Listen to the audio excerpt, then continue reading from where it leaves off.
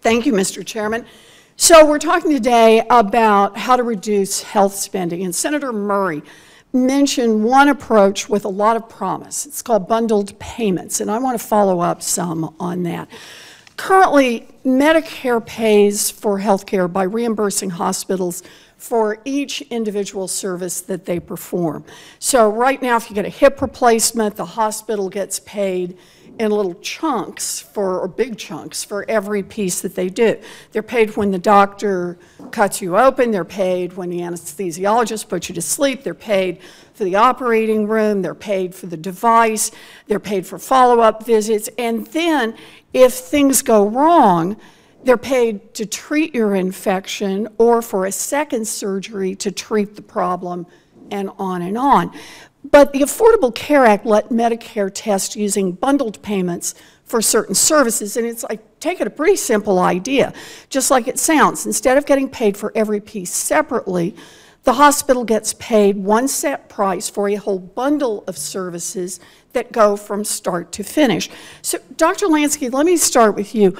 Why would changing the way that Medicare pays for procedures to a bundled price have an impact on the quality of care that the patient receives?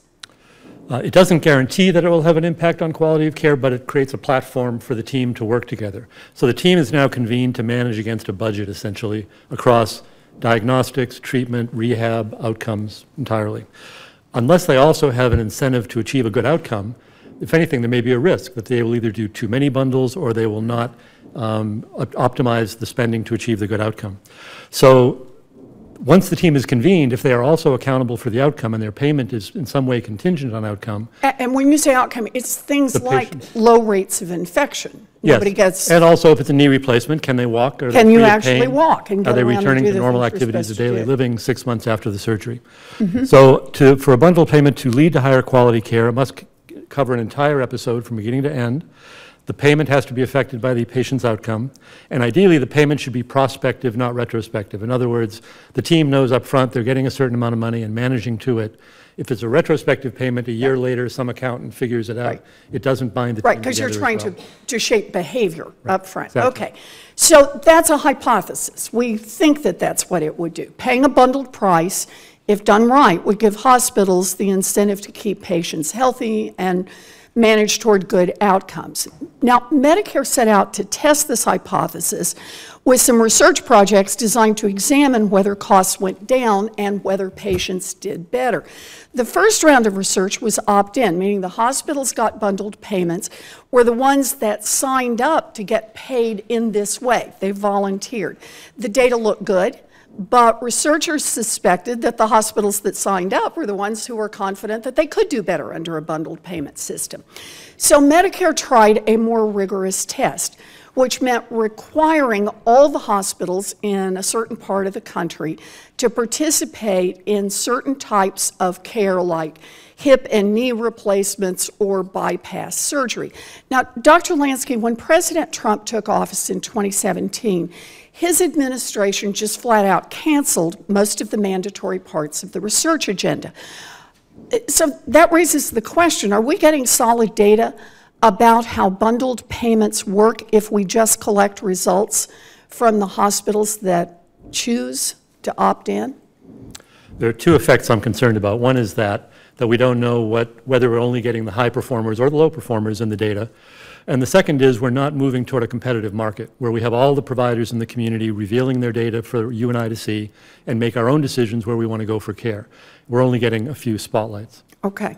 So the Trump administration said they canceled mandatory participation in this research project because they said it was just too hard on hospitals. Sometimes hospitals argue that they have older patients or sicker patients, so they're going to have more problems and the hospital's going to get penalized if it doesn't have good outcomes. So let me ask you, Dr. Safir, you have a lot of experience running programs providing outcome-based care to patients in the Bronx. Are there ways to design successful programs even for hospitals serving patients that have a very high degree of health challenges? The answer is yes, and I believe that the role of Medicare and Medicaid should move in that direction aggressively.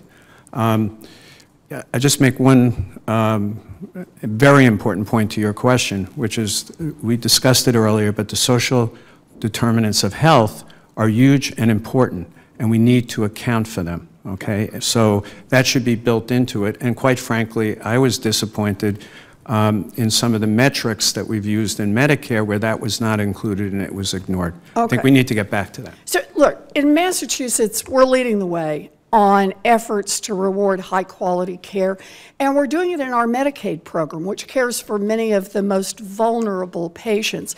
Here's the bottom line. If we don't stop trying to improve health care in this country, we don't stop trying to improve health care in this country because it's hard or because it makes people who benefit from a broken system uncomfortable.